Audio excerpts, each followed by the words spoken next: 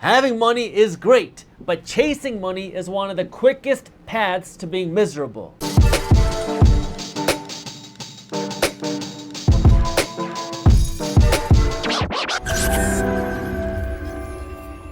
What's up, everybody? I am Jaspreet Singh and welcome to the Minority Mindset and welcome back to Make It Happen Monday. Our YouTube channel and the entire Minority Mindset brand is all about financial education and how to be smart with your money and how to earn more money. So how can I go out and say that you need to stop chasing money? Well, it's simple. If you are chasing money just because you want to be rich and you want to make a lot of money, you might make some money. You might even make a lot of money, but you will be miserable. That doesn't mean that you shouldn't strive to be rich or wealthy or strive to earn more money or be smart with your money. That means that you should not chase money just to chase money. Instead, you should be chasing something else, which is what I'm going to be talking about today. But before we get into that, make sure you hit that thumbs up button below and subscribe to the Minority Mindset YouTube channel. That way you don't miss our new financial education videos every single week, and hit that little notification bell too. Otherwise, YouTube's not going to let you know when the new videos are released. I'm going to be honest. I started off my entrepreneurship career by chasing money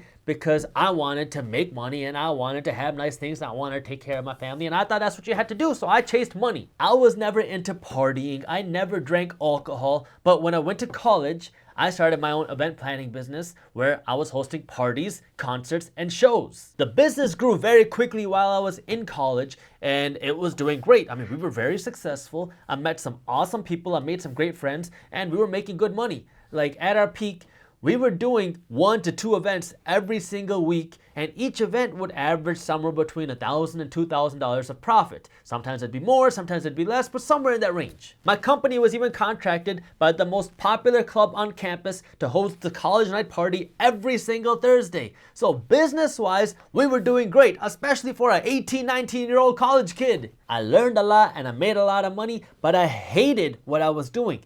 I was talking with my friends and everyone was talking about how we could take this into this big event planning business that hosts all these big shows and concerts all around the country, but I couldn't stand the industry that I was in. And so eventually, when I got so sick of it, one day I just went out and decided that this was the last event that I was ever gonna host. After that, I killed the business. People talked to me about potentially selling the business and selling the name and doing things, but I was just so fed up with it that I just wanted to be out. I wouldn't call this business a failure, and I wouldn't say that I regret what I did because I learned so much. I mean, I'm actually very, very happy I went through this process because I learned so much about business. I learned about me. I learned what I liked and I learned what I didn't want to do. Through this process, I learned that I like sales. I like numbers and analyzing investments. I love entrepreneurship. The only thing that I didn't like was the industry that I was in. But I was a hustler, so I wasn't gonna be stopped. So I went out and I started business after business to figure out exactly what it is I wanted to do.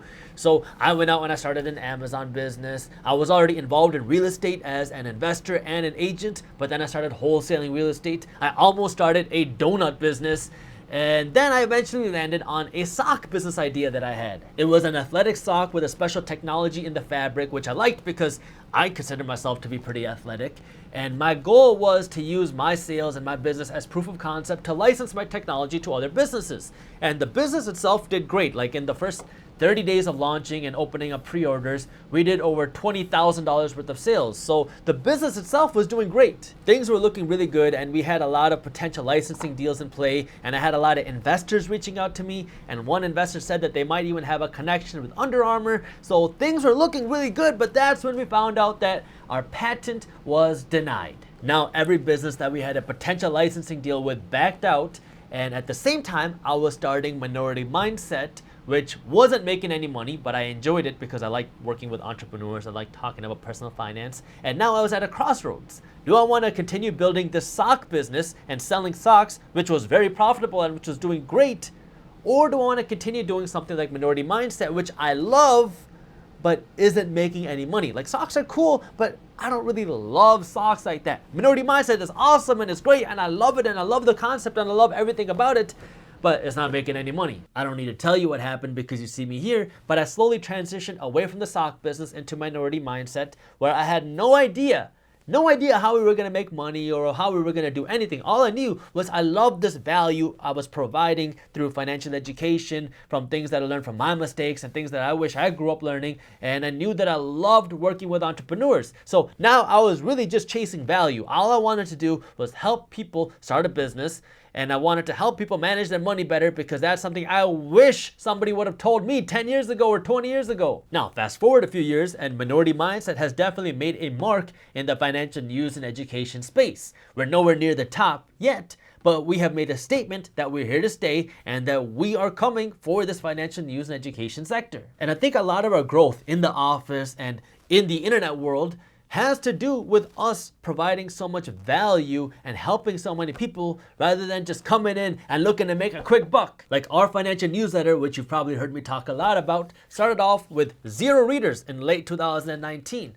And now we have grown to tens of thousands of readers every single day. And now we have businesses coming to us who are willing to pay for advertisements and sponsorships in our newsletter. 95% of this value is organic, meaning it's people who like our value and they come onto our newsletter, and then they love the content that's in our newsletter. And so they want to tell all their friends and coworkers about it. And so this has been the reason we've been able to grow so quickly and so inexpensively. By the way, if you have not subscribed to our finance and business newsletter yet, what are you waiting for? Our newsletter is completely free, and our team breaks down the top finance and business news, and then we show you how this news affects your wallet. This way you can be smart with your money, and you can do that in less than 5 minutes every single morning. You can subscribe to the newsletter by clicking the link up here or by clicking the link in the description below.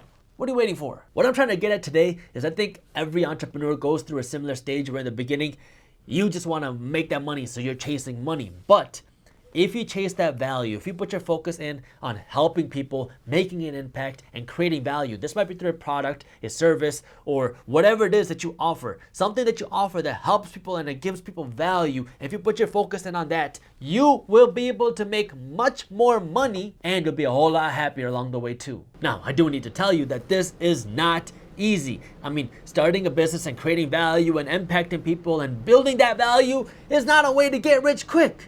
But it will work if you're willing to put in the work, you're willing to learn, you're willing to stay consistent, and you're dedicated to your mission, and you stay consistent and you keep putting in that work day in and day out. Now, if you want to learn more about how we make money, I already made a video on that, and you can watch this video by clicking this button right over here.